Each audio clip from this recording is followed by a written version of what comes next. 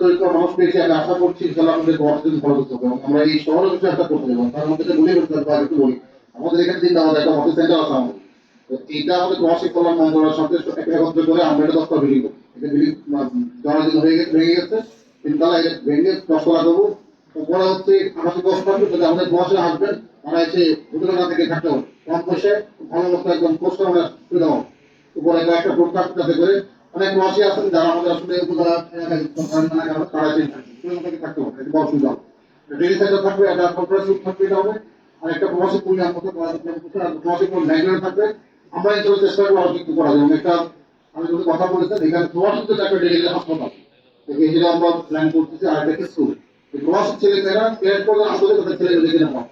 তো ইনশাল্লাহ মানে আমরা চেষ্টা করছি, ওরা আসলে প্রচুর অ্যাক্টিভ মানুষ।